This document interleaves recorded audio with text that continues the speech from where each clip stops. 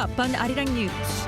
President Yoon reshuffled his security aides on Monday, naming current Defense Minister Shin Won-sik as new National Security Advisor and Presidential Security Service Chief Kim Yong-hyun as new Defense Minister.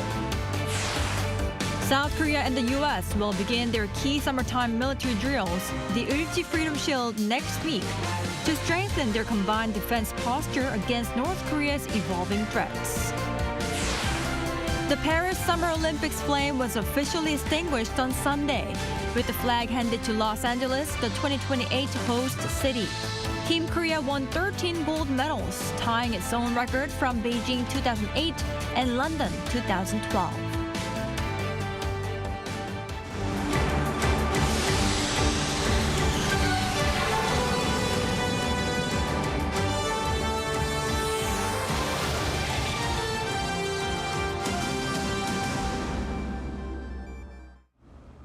Thank you for joining Arirang News. I'm Kim Bo-kyung.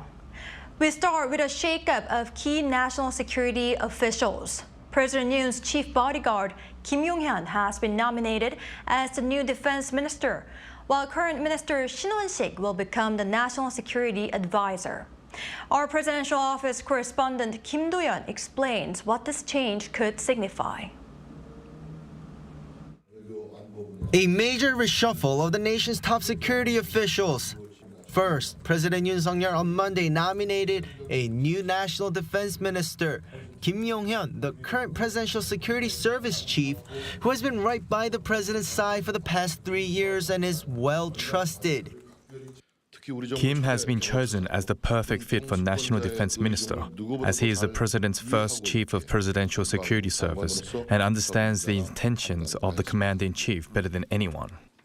Before becoming the head of the Presidential Security Service, Kim was a 3-star general who commanded major forces in the RK Army. He came into spotlight at first as he led the process of moving the presidential office from Cheongwade, or the Blue House, to the current Yongsan presidential office when Yoon was first elected. Security is, in fact, the economy. If I am appointed as the Minister of National Defense, I will follow the Commander-in-Chief's direction and build a strong defense system based on strong power. This will help not only to grow the national economy, but also to ensure the stability of people's daily lives. Meanwhile, the current Defense Minister Shin Won-sik will become the president's new national security advisor. The former lawmaker and a 3-star general has been defense minister since October last year. He has extensive field experience and deep insight in the field of defense and security. As the current Minister of National Defense, he has a high level of understanding of the pressing security issues, making him the right person to assist the president and take responsibility for national security without any gaps. It's also notable that Shin will become Yoon's first national security advisor with a military background. There's been 3 so far. The first was a scholar in international relations, while the second and third were career diplomats. This could signify a shift in the focus of the national security policy, with the top office putting more weight on security than diplomacy due to growing security concerns around the world. Meanwhile, the current National Security Advisor Chang Wo-jin will become a new special advisor to the president for foreign affairs and national security. This new role was established with the need for someone who can travel around the world on behalf of the South Korean government to address emerging issues and respond to the rapidly changing global environment. Kim Do-yeon, Arirang News. President Yoon will send his former Chief of Staff, Kim Dae-gi, as a special envoy to the inauguration of Dominican Republic President Luis Abinader. That's according to the top office on Monday, which added that President Yoon will send a personal letter with the special envoy to express a desire to cooperate with the Dominican Republic closely. Kim will meet with Dominican officials during the trip. The top office also noted since the establishment of diplomatic relations between the two nations in 1962, they have continuously developed a friendly and cooperative relationship in various fields, including politics, economic trade, and infrastructure. Meanwhile, President Yoon and First Lady Kim Gon-hee on Monday met with former President Lee Myung-bak and his wife for dinner. The top office says Yoon invited Lee and his wife to his residence in Yongsan-gu district, marking the first time that the incumbent and former presidents held an official meeting. Given the former leader's experience of clinching South Korea's first nuclear plant export deal with the United Arab Emirates 15 years ago, Yoon spoke with him on the nuclear reactor project in the Czech Republic. Chung Jin-seok, Yoon's chief of staff, also joined the dinner as he served as senior secretary for political affairs during the Lee Myung-bak administration. Yoon and Lee previously met in August last year at the funeral of the incumbent president's father.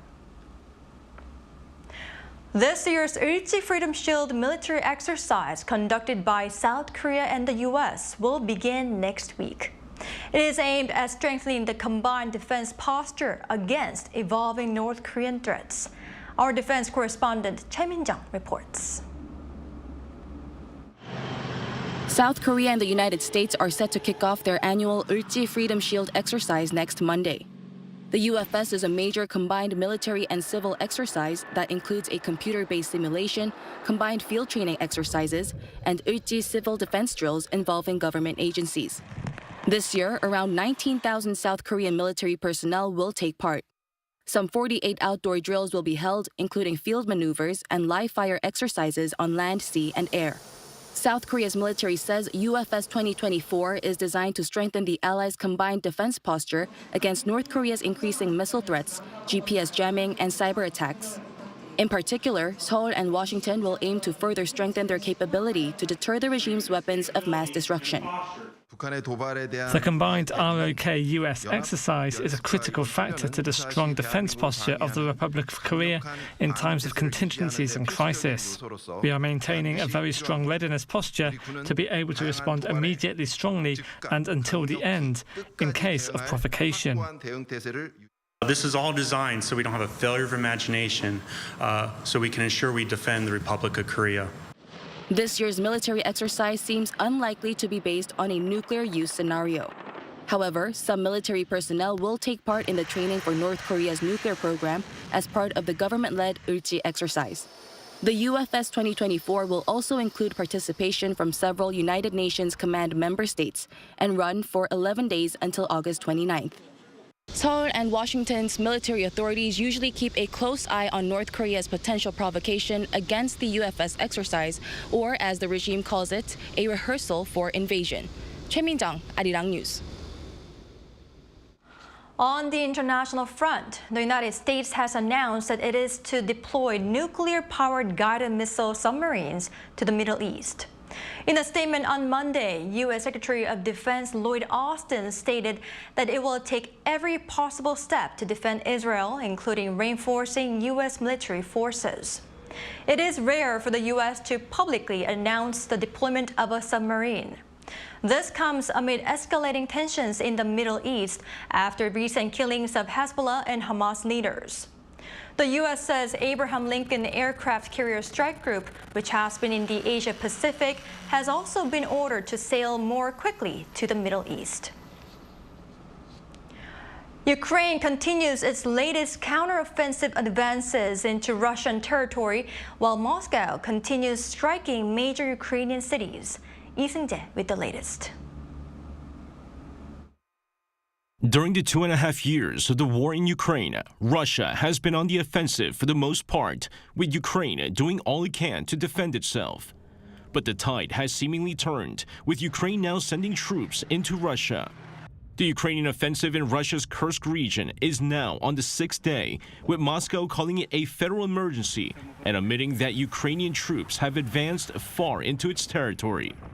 According to Moscow's defense ministry on Sunday, Ukrainian troops have advanced some 30 kilometers inside Russia in what is being considered the most significant infiltration within the Russian territory since the war began in February 2022. The comments come a day after Ukrainian President Volodymyr Zelensky confirmed that his troops are fighting in Russia. Today, I received several reports from Commander-in-Chief Syrskyi regarding the front lines and our actions to push the war onto the aggressor's territory. I'm grateful to every Defense Forces unit for ensuring that. Ukraine is proving that it can indeed restore justice and ensure the necessary pressure on the aggressor. The statements mark the first time that the Ukrainian president had officially admitted to the incursion, having remained quiet despite being days into its operation. In response to the Ukrainian offensive, Russian Foreign Ministry spokesperson Maria Zakharova accused Ukraine of intimidating the peaceful population of Russia. Meanwhile, Russia has continued its airstrikes in major Ukrainian cities overnight, including the capital Kyiv, killing 2 people, including a 4-year-old child and his father. Kyiv's Air Force says it shot down 53 of the 57 Russian attack drones, adding that Russia had used North Korea's KN-23 short-range ballistic missiles during the offensive. With Ukraine sending its troops inside Russia and Moscow looking to both counter and respond to their offensives, the prolonged war could see more bloodshed moving forward. Lee Myung-bak, Arirang News.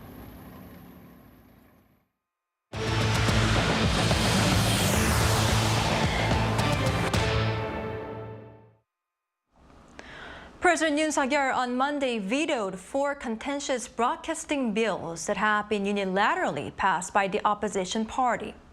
The National Assembly last month passed the 4 opposition-led bills amid a ruling People Power Party walkout and protest. The bills aim to revise broadcasting laws to alter the structure of public broadcasters in the country and reduce government influence on them. The presidential office called Yoon's veto unavoidable, stating that the bills could harm the fairness and public interest of broadcasting. The vetoed bills will now revert to the Assembly for revotes. President Yoon has vetoed a total of 19 bills since taking office. The nation's delivery companies will take 2 days off starting from Wednesday the 14th as part of the No Parcel Day. That's according to several major delivery companies on Monday, saying it's to give delivery drivers some time to rest. People are advised to avoid ordering fresh food that could easily go off in case of late deliveries. Services will resume on Friday. Meanwhile, companies like Coupang, Curly, and the half-price delivery services at convenience stores, which have their own self-delivery networks, will operate as normal. Findings for the first half of this year show the number of foreign learners to Korea surpassing 200,000 for the first time. Yoon covers the numbers and their implications. According to data released by the Korea Tourism Organization on Monday, the number of foreigners that came to South Korea to study for training or other learning surpassed 200,000 in the first half of this year. That is a 50.6% increase from the same period the previous year, and also a new record. The KTO suggests the reason for the increase is the continued influence of the global K-wave that has resulted in more foreigners wanting to learn the Korean language or study in Korea. By nationality, around 55.2%, or 112,000 of the 204,000 visitors were from China, followed by 33,000 from Vietnam, 6,900 from Japan, 6,700 from Mongolia, and 5,000 from Uzbekistan. And more than 3,000 visitors came from both France and the United States. The KTO says global interest in South Korea has increased due to the influence of K-content, like K-pop, K-movies, K-dramas, K-beauty, and K-food. The number of foreigners visiting Korea for educational purposes had steadily increased before the COVID-19 pandemic in the second half of 2019 to 191,000 people, but dropped significantly to 30,000 in the second half of 2020. Meanwhile, the South Korean government and universities outside the capital area have agreed to more MOUs and partnerships to increase the number of international students. Universities have been creating new programs catered to foreign students wanting to learn the Korean language and culture, as the government implements policies to ease visa restrictions for international students. A researcher from the Korea Small Business Institute, a research institution for the sustainable development of small and medium-sized enterprises, said that rather than bringing experts from abroad, it is more realistic to add international students who can speak Korean into the labor force, adding that the government should consider expanding programs and support measures. Yoon, Arirang News. On the cultural front, there is exciting news for many K-drama fans. Now it's possible to experience what it's like to be a K-drama actor or character. Our culture correspondent Song Yoo-jin reports on this new immersive exhibition. If you're a drama lover, you've probably imagined what it would be like to step into the shoes of your favorite character. Fans of Korean dramas now have the chance to make that dream a reality at the Kdrama Spotlight Be the Leading Role exhibition. Hosted by the Culture Ministry and the Korea Tourism Organization, the exhibition features 12 different sections that let visitors experience what it's like to be a K-drama actor or even a character within the drama itself. So the moment you step inside this exhibition hall, it feels like you've just become a star of a hit K-drama. And what's the first thing every celebrity does? Walk the red carpet. So here, you can kick off your experience by stepping right onto the red carpet for your very own photo shoot. With the help of cutting-edge technology, the experience feels incredibly real. After a photo shoot, you can step onto a real-life K-drama set, hold a fan meeting through VR glasses, or create your very own avatar that looks like a popular K-drama character using AI technology.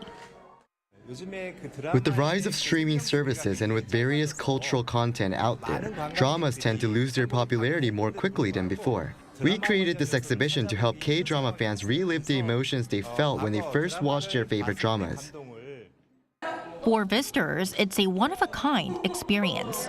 This exhibition is even more special for Bita and Looney, who starred in some of the videos shown at the exhibition.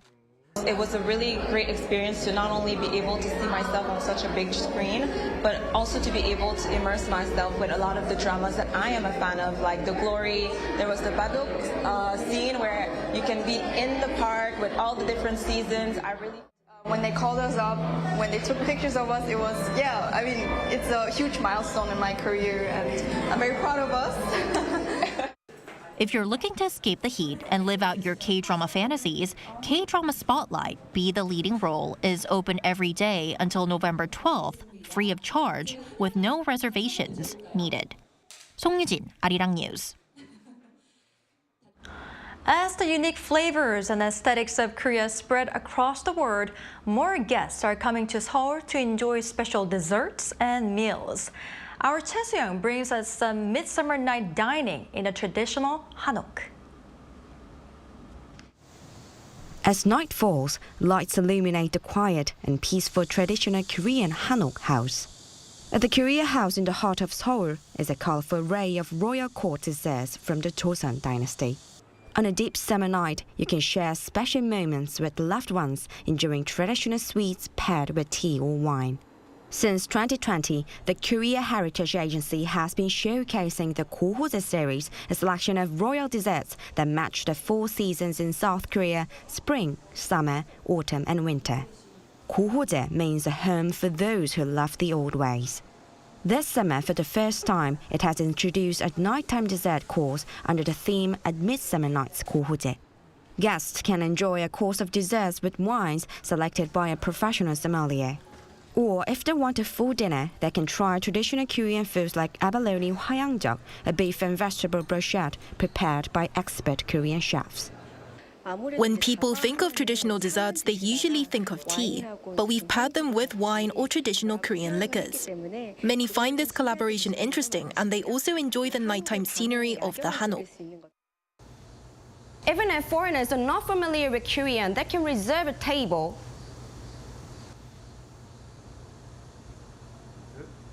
by Googling Cash Table Global and searching for Korea House Kohojae. At Midsummer Night's Kohojae is available every Thursday, Friday, and Saturday until August 31st. Choi Soo-young, Arirang News. Paris wrapped up the Summer Olympics' first return to the city in 100 years on Sunday, with a sneak peek of the next one in LA in 2028. Team Korea managed to place themselves 8th on the medal table. Our Kim Jung-sil has more. The 17-day international sports event has come to a close. For the first time at the Olympics, a winner of women's marathon got her medal at the closing ceremony. Sifan Hassan from the Netherlands received her gold. Often referred to as the highlight of the Olympics, until now, men's marathon winners would traditionally receive their medals at the closing ceremony. This time at the Paris Olympics, though, the last day ceremony was saved sorely for women. South Korea continued collecting medals until the final day. Sung Seung-min claimed bronze in the women's modern pentathlon on Sunday, becoming the first Asian woman to win an Olympic medal in the sport. 21-year-old Park Hye-jung won silver in the women's over 81-kilogram weightlifting, the first Olympic weightlifting medal in 8 years for South Korea. Those added to South Korea's medal tally as the country finished 8th with 13 gold, 9 silver, and 10 bronze medals. This is a joint highest number of golds won by South Korea, tying with its record from Beijing 2008 and London 2012. The U.S. won the most medals with 126. The highlight of the closing ceremony came with the Hollywood-style handover. Tom Cruise appeared like a scene from a Mission Impossible movie standing on the roof of the Stade de France. He leaped down into the stadium before speeding off on a motorcycle with the Olympic flag. The closing ceremony then transitioned into a video of the actor skydiving down to the Hollywood sign, which was decorated with the 5 Olympic rings, giving a sneak peek of the LA Olympics in 2028. Kim Jung-sil, Arirang News. In other news, the risks of relying solely on solar batteries for lunar exploration have been well demonstrated by neighboring Japan. That being said, a research team here has developed and tested a nuclear battery instead. Cha Yoon-kyung explains. Japan became the 5th country in the world to land on the moon in February, but the spacecraft had a problem with intermittent contact. This was due to damage to its solar panels that charged its solar batteries, the major source of electrical power. It is possible that the panel of the solar battery was not pointed at the sun, not as it was originally planned. On the moon, it is impossible to see sunlight for 14 days when the lunar night comes. During this period, some devices can suffer permanent damage. This is why it is impossible to explore the moon by relying solely on solar batteries. A national research team here made a small 10-watt atomic battery using a plutonium isotope in 2022 and sent it into orbit on the Nuri rocket. The battery endured the launch and separation processes and stably produced 120 milliwatts of electricity for a year and a half while in low Earth orbit. As the battery was exposed to radiation and extreme temperatures, it served as references to show that the atomic battery we made might be able to work stably for more than 6 years in space. The Korean atomic battery that has been tested this time will show its ability for moon exploration in 2032. The only countries that can produce and use atomic batteries are the United States, Russia, and South Korea. Cha Yoon-kyung, Arirang News. The number of people admitted to hospitals in South Korea with heat-related illnesses this summer is the highest since 2018. According to the Korea Disease Control and Prevention Agency on Monday, just under 2,300 cases were recorded from May 20th until Sunday, August 11th. That's the largest since 2018, when there were 3,800 cases during the same period. The figure had remained lower than last year up until the end of July, but there was a sudden spike in August. A total of 21 people have died from heat-related illnesses this year, 14 in August alone.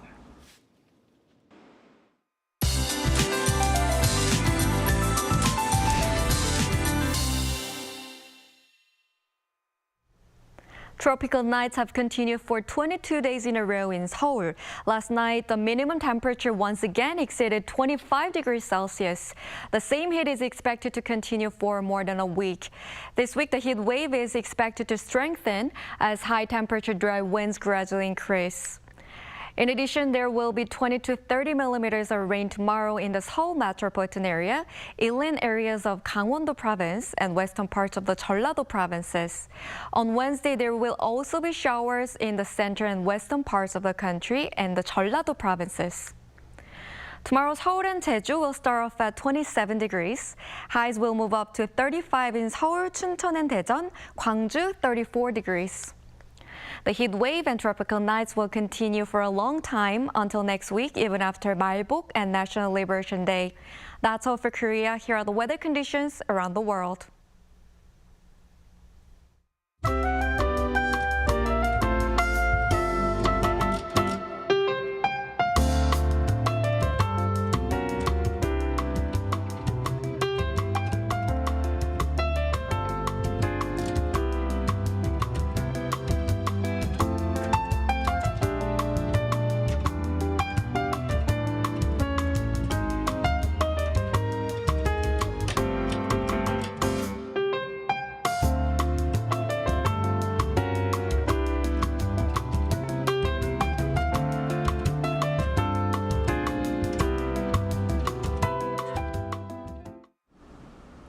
That's all we have for today. Thank you for watching. Arirang News will be back at 9 a.m. Korea time.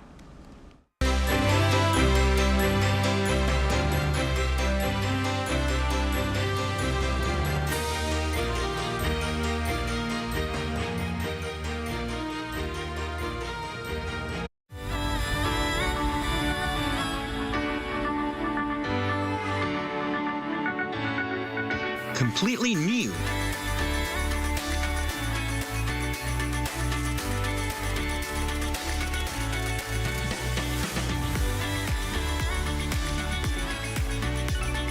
But something anyone can relate with.